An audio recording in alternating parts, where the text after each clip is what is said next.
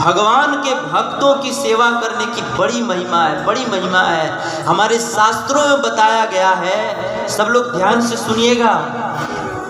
हमारे शास्त्रों में बताया गया है कि 60,000 वर्ष तक भगवान विष्णु की सेवा करने से जितना फल मिलता है, ध्यान से सुन लीजिएगा, मैं फिर से एक बार कह रहा हूं, इस शास्त्र में लिखा है कि 60,000 वर्ष तक भगवान की सेवा करने से जितना फल मिलता है ना, उससे भी ज्यादा फल जो है केवल एक बार एक भक्त की सेवा करने से मिल जाता है।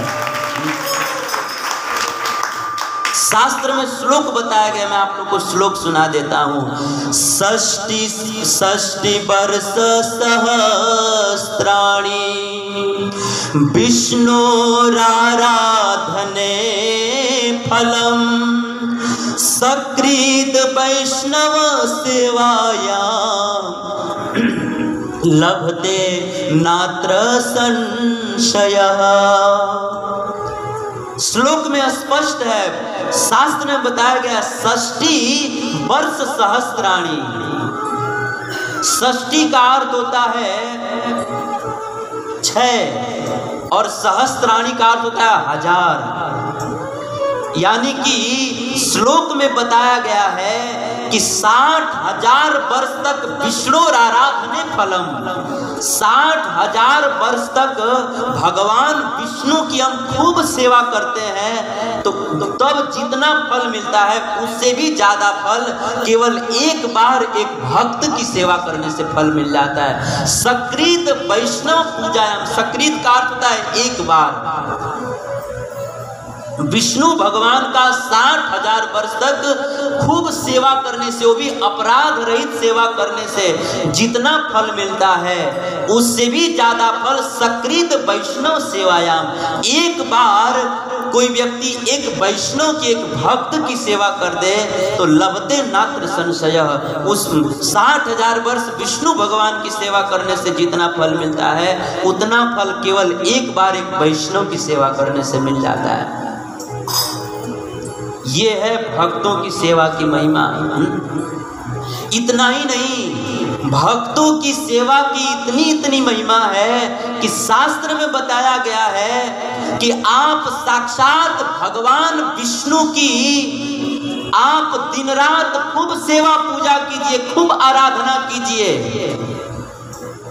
तब भी हो सकता है कि आपके ऊपर भगवान की कृपा हो या न हो।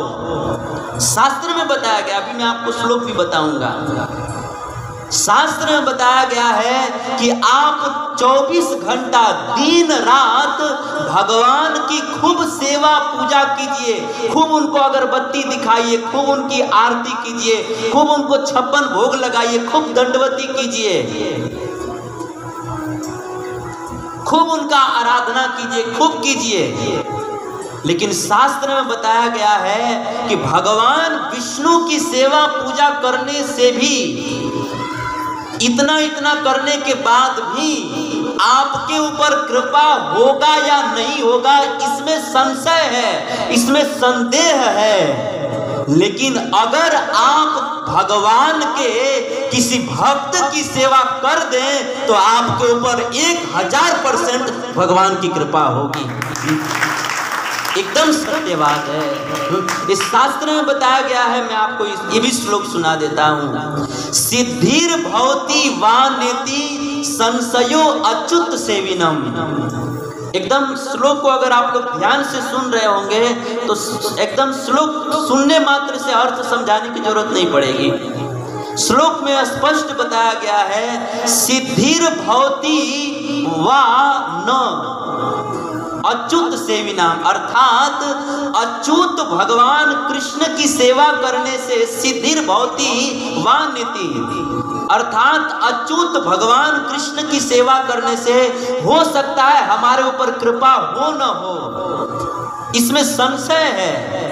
लेकिन निसंशयस्तु तद भक्तिर, लेकिन अगर कोई व्यक्ति भगवान के भक्तों की सेवा करता है तो निश्चित उसके ऊपर भगवान की कृपा होगी, अर्थात तो जरूर भगवान की कृपा का अधिकारी बनेगा। इस शास्त्र में बताया गया है। इसीलिए हम लोगों को जो है भगवान की सेवा पूजा के साथ साथ भगवान के भक्तों की भी सेवा करनी चाहिए। और एक बात ध्यान रखिएगा, ये बहुत सुंदर बात है। हमारे आचार्य लोग कहते हैं ना, भक्तों की सेवा की बड़ी महिमा है। आचार्य लोग कहते हैं कि अगर हम भगवान की सेवा करेंगे, अगर हम केवल भगवान की सेवा करेंगे ना, तो केवल भगवान की सेवा होगी। लेकिन अगर हम भगवान के किसी भक्त की सेवा कर देते हैं ना, तो भक्त की सेवा तो हो ही जाती है, भक्त की सेवा करने से भगवान की भी सेवा अपने आप हो जाता है। जैसे गोस्वामी तुलसीदास जी ये उदाहरण देते हैं। गोस्वामी तुलसीदास जी कहते हैं कि जैसे कोई गर्भवती नारी होती है, उसके गर्भ में कोई बच्चा होता है, तो अगर कोई व्यक्ति उस गर्भवती नारी को भोजन करा देता है तो उस नारी का तो पोषण होता ही है, उसके गर्भ में जो बच्चा है उसका भी पोषण अपने आप ही हो जाता है ना। तो गोस्वामी तुलसीदास जी कहते हैं कि जैसे गर्भवती नारी को भोजन पवा दीजिए तो उस नारी की सेवा के साथ साथ उसके गर्भ में जो बच्चा है उसकी सेवा अपने आप ही हो जाती है, दोनों की सेवा हो जाती है। वैसे ही इस संसार में कोई व्यक्ति केवल भगवान के भक्तों की सेवा कर देता है ना, तो उस भक्त के हृदय में जो ठाकुर जी रहते हैं उनकी सेवा अपने आप ही हो जाती है। गोस्वामी जी कहते हैं, अंतर्यामी गर्भगत संत सुंदरी माही, तुलसी पूजे एक के दो पूजे जाही। भक्त की सेवा करने से भक्त की सेवा तो हो ही जाती है, साथ साथ भगवान की भी सेवा हो जाती है। इसीलिए हमें भगवान की सेवा की अपेक्षा भक्तों की सेवा करना चाहिए।